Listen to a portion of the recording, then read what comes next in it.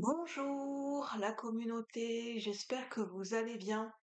Alors, je vous retrouve dans un partage parce que je me sens inspirée de vous parler de certaines notions, de certains sujets. Donc c'est lié, pardon, j'arrive pas à parler. Donc ces derniers temps, je ne sais pas si c'est une énergie collective, j'ai du mal à parler. Je ne sais pas si vous c'est la même chose. Il y a certaines périodes où on a du mal à trouver nos mots et on a l'impression que ça bug. C'est l'ordinateur, je sais pas, c'est peut-être au niveau du chakra de la gorge, ça bug. Donc j'ai envie de vous parler de certains sujets. Donc à savoir que j'ai une formation coaching en développement personnel. J'ai certaines bases en psychologie, bien que je ne sois pas thérapeute dans le sens où je ne suis pas psychologue, donc je n'ai pas un diplôme de psychologie et je n'exerce pas le métier de psychologue. Donc c'est lié à mes ressentis, à mes intuitions du moment, à ce que j'ai pu en retirer de mes expériences, de ce que j'ai pu observer des relations humaines. Prenez si ça fait sens pour vous, si c'est en résonance avec votre vécu, par rapport à là où vous en êtes. Et puis sinon, n'hésitez pas, si ça ne vous parle pas, n'hésitez pas à laisser de côté, c'est tout à fait normal. Peut-être que sur YouTube, il y aura d'autres contenus qui pourront vous parler sur d'autres chaînes, c'est possible. Donc, j'ai envie de vous parler de certains types de comportements qu'on peut retrouver dans nos relations humaines, donc dans nos relations sociales. Un jour ou l'autre, on peut avoir affaire à certaines personnes qui usent et abusent de certains comportements. Ça peut être de manière inconsciente, bien que je pense que la plupart du temps c'est inconscient. Comment je peux expliquer ça? Parce que je commence à me rendre compte, parce que c'est l'ego qui prend le dessus, parce que c'est lié à une construction, parce que ce sont des comportements qui se sont révélés déjà des fois depuis l'enfance, ou ce sont des mécanismes d'autodéfense. Euh, Liés peut-être à certaines blessures, à certains traumatismes, où certaines personnes, leur inconscient ou leur ego, pour se protéger, sont tombés dans un mode de survie, mais un mode de survie pas dans le sens euh, de se protéger en prenant la fuite ou en se recroquevillant, comme ça a pu être mon cas, mais dans le sens où ce sont des gens qui vont attaquer, liés à des traumatismes, à des blessures qui sont encore à vif, donc ce sont des gens qui généralement vont attaquer en premier. Alors même que la situation ne s'y prête pas, où il n'y a pas forcément il n'y a pas forcément de dispute. Mais ce sont des gens qui peuvent fonctionner, des gens qui ont peut-être adopté certains types de comportements à un moment donné, ou est-ce que c'est récurrent, qui ont pu adopter, ça peut être même au niveau professionnel, hein. Vous pouvez avoir affaire à un patron, une patronne qui peut avoir certains types de comportements inconscients. Et des fois, ça peut, dans une société ou par rapport à ses collaborateurs ou à sa hiérarchie ou à ses employés, ça peut faire des dégâts. Donc ça peut être dans tout type de couche sociale, ça peut être dans la sphère professionnelle, la sphère amicale, ça peut être dans tout type de relation. Et généralement, on n'en parle pas parce que c'est tabou.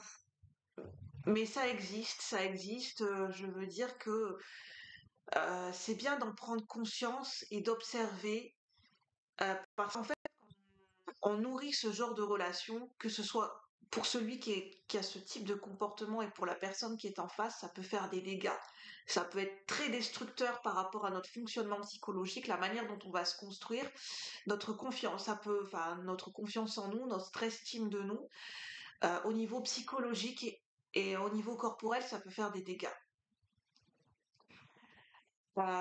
Et d'ailleurs, il y a beaucoup de psychologues qui en parlent, hein. Ce sont des personnalités, ce sont des gens qui ont des personnalités très complexes, sans rentrer dans des diagnostics.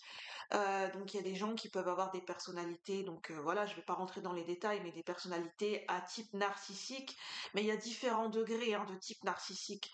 Euh, je veux dire, les gens qui ont des comportements narcissiques extrêmes dans le côté très malsain, ça peut exister. Ce sont des gens qui ont des comportements très égotiques, qui ont un vide à l'intérieur d'eux-mêmes et qui ont besoin de se nourrir des autres en les dominant, en les écrasant, en faisant taire. En fait, si vous voulez, ce sont des gens qui ont des comportements où ce qu'ils vont vous renvoyer et la manière dont ils ont besoin de se rassurer et d'exister et de se nourrir, parce qu'il y a tellement un vide ou bien des blessures qui sont tellement fortes et qui ne peuvent pas être cicatrisées que ils vont avoir ce mécanisme de domination et ils vont rentrer dans ce syndrome, enfin dans un comportement de bourreau. Et généralement, quand ce sont des gens qui sont démasqués dans ces types de comportements, ils vont switcher en état de victime pour endormir la personne qui est en... Mais c'est inconscient, hein, des fois c'est totalement inconscient. Mais le problème, c'est que la personne, elle en joue, parce qu'elle est sur ce mode de... En fait, son mode de fonctionnement psychologique, c'est principalement ce mode. Donc, même si en fait, on ne peut pas raisonner ce type de comportement, c'est impossible. Parce que c'est la sphère émotionnelle, c'est le cerveau émotionnel qui a pris le dessus. Donc, c'est impossible d'aller raisonner ce type de personnes qui ont ce type de comportement. C'est peine perdue, c'est impossible. Et même des fois, ce sont des gens, même faire une thérapie, ça ne garantit pas que ce sont des gens qui vont pouvoir être soignés. Ce n'est que mon avis personnel, hein, je ne suis pas psychologue et bien évidemment que je peux me tromper, hein. Et puis, bah, voilà, en tout cas, de ce que j'en ressens et de mon vécu personnel, c'est ce que j'en ressens aujourd'hui. C'est que généralement, on peut avoir, quand on est empathe hypersensible, on peut avoir affaire à ce genre de personnalité narcissique, dominatrice, manipulatrice à un haut niveau. Et des fois, c'est très bien caché. Et des fois, ce qui va se passer, c'est qu'on va avoir de l'empathie pour ce genre de comportement, pour ce type de personne, et on va développer ce qu'on appelle le syndrome de Stockholm. Ça veut dire qu'on va avoir pitié, on va avoir de l'empathie pour des gens qui nous font du mal. Et ça existe. Et c'est pas sans le vouloir, c'est notre mode de fonctionnement. C'est pour ça que c'est très important quand on est hypersensible en pâte de connaître notre mode de fonctionnement. Parce que c'est là notre pouvoir et notre clé. C'est pas d'aller analyser le comportement à l'extérieur de la personne et de la situation qui est en face de nous, c'est d'aller analyser nos propres réactions, nos propres émotions et qu'est-ce que ça nous renvoie sur notre mode de fonctionnement. Qu'on est dans l'empathie plus, que des fois on est dans le mode sauveur, qu'on veut sauver les gens. C'est vraiment ça, on veut, en fait, on est comme on se prend pour des infirmiers et des infirmières et on veut aller guérir on voit des animaux blessés partout et on veut aller les guérir au détriment de notre santé et au détriment du fait que ce sont des gens qui vont avoir une emprise sur nous. Et au final, ce sont des gens de par leurs blessures, qui vont se nourrir de nous, en fait, qui vont se nourrir de notre lumière, de notre côté sauveur, de notre empathie plus. Et nous, ce qui va se passer, c'est qu'on va être vidé. On n'aura plus d'énergie, peut-être notre estime de nous, elle va dégringoler, cette personne, elle va instiller du doute dans votre esprit, sur votre identité, sur qui vous êtes, de la confusion dans vos pensées, elle va vous faire douter de vos paroles, au point où vous avez l'impression de devenir folle, de dire bah en fait peut-être que cette personne a la raison, peut-être que je me trompe, peut-être que j'ai pas dit ça, peut-être que j'ai mal fait. Culpabilité plus, alors c'est très schématique, hein.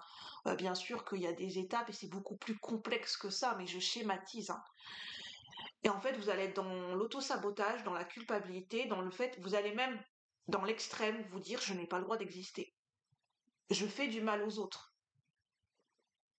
Alors en fait, c'est parce que vous êtes en train de vivre une emprise.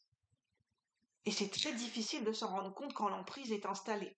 Et même quand on en prend conscience, si vous voulez, au niveau psychologique et au niveau de comment notre corps réagit et les mécanismes de défense et comment ça vient impacter notre psychisme, euh, en fait, ça demande généralement, des fois, ça demande de la thérapie, en fait. Ça demande d'être accompagné parce qu'on ne peut pas s'en sortir. C'est très rare qu'on puisse dénouer une emprise toute seule. Enfin, je pense que c'est possible, mais encore, le problème, c'est qu'on ne peut pas être objectif. Parce que notre ego peut nous jouer des tours en disant j'en suis sortie, alors qu'en fait, non, on est toujours dedans, mais on ne s'en rend pas compte. On est toujours dans la matrice, on est toujours dans l'illusion je me suis sortie du mode emprise, mais en fait, je suis toujours dedans. Même si on a coupé les ponts et qu'on a rompu avec une relation, on peut avoir développé, on peut toujours être sous l'emprise par rapport à des mécanismes de défense, de l'anxiété, une manière de penser, de la dévalorisation constante, une perte d'identité totale, sans s'en rendre compte. Et moi, ce que je suis en train de me dire, c'est qu'on a tendance à sous-estimer certaines personnes qui ont des comportements narcissiques, manipulateurs, qui sont sur un mode de domination. Attention, c'est possible, hein. On est un être humain, on peut alterner ces types de comportements. Dans certains contextes, si on a été blessé, si on a eu des traumatismes, c'est possible. Ça ne fait pas de nous, mais là je parle des gens qui sont vraiment sur un mode de fonctionnement perpétuel où ils se sont construits sur des comportements de manipulation narcissique et qui ne fonctionnent que de cette façon-là. C'est leur mode de fonctionnement courant, habituel, qui se sont construits depuis l'enfance, généralement liés à des blessures et une enfance particulière. Désolée, j'ai quelque chose qui, enfin voilà, j'ai des applications qui se lancent sur l'ordinateur, ça m'agace un petit peu, mais bon. Et pour vous dire que de ne pas sous-estimer la personne que vous avez en face de vous si elle a ce type de comportement.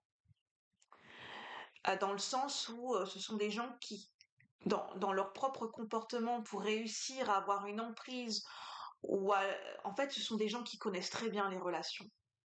Des fois, ce sont des gens qui peuvent être mentalistes, qui savent instiller le doute et qui savent se jouer de vos propres failles et de vos propres faiblesses, et qui peuvent vous retourner vos propres comportements contre vous-même. Ce sont des gens qui sont capables, d'ailleurs ce sont des gens très intelligents. Il faut comprendre que des fois les gens qui ont des comportements narcissiques manipulateurs extrêmes, ce sont des gens des fois qui sont surdoués, qui ont une intelligence dans les relations, comment manipuler, comment profiter des gens, comment retourner la personne, comment retourner le psychisme de la personne contre elle-même pour la faire douter et avoir que j'ai une emprise sur elle. Ce sont des gens qui sont excellents, ce sont des gens qui sont mentalistes. Et il faut savoir que le mentalisme, si c'est utilisé à mauvais escient, ça peut faire des dégâts. Et moi, j'avais envie de vous partager parce que je trouve que c'est un sujet qui est essentiel, qui est tabou et on n'en parle pas assez. Oui, il y a des gens qui se sont construits sur des personnalités, des profils qui peuvent être très dangereux et toxiques pour eux-mêmes et pour les autres.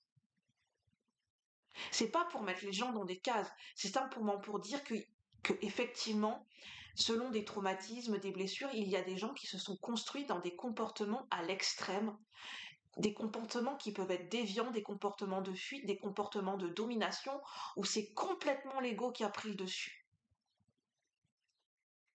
Et ce sont des gens ce sont généralement des gens qu'on ne peut pas raisonner. Donc j'avais envie de vous en parler parce que quand on a cette nature hypersensible et empathe, on peut être amené à avoir affaire à ce genre de personnes. Et euh, comment dire, ne croyez pas, on ne peut pas sauver. On a tendance à penser que on se met en mode Wonder Woman ou Superman, ou je sors inconsciemment ma cape d'infirmière, ouais, moi je vais aller l'aider, cette personne, je vais aller la sauver. Cette personne, elle n'a pas besoin d'être aidée, elle n'a pas besoin d'être sauvée, hein. Cette personne, elle est, elle est d'accord avec son, enfin comment dire, elle est habituée à ce mode de fonctionnement. C'est pas vous qui pourrez la faire changer parce que même des fois les psychologues et les thérapeutes, et je ne pense pas me tromper, bah même des fois les psychologues et les thérapeutes n'y arrivent pas. Parce que ce sont des gens qui peuvent switcher dans les comportements, qui ont un mode de fonctionnement psychologique très complexe, que des fois c'est destructeur pour, enfin j'ai envie de dire, bah, juste pour dire ça en fait. Je saurais pas comment conclure, mais n'hésitez pas à me dire ce que vous en pensez dans les commentaires.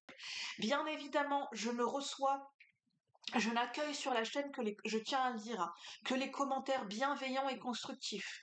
On a le droit de ne pas être d'accord, mais tout ce qui est commentaires méchants, désobligeants, insultants, harcelants, je bannis. Je tiens à le préciser. On peut très bien être dans un commentaire qui soit constructif et qui fait avancer les gens, sans pour autant être méchant.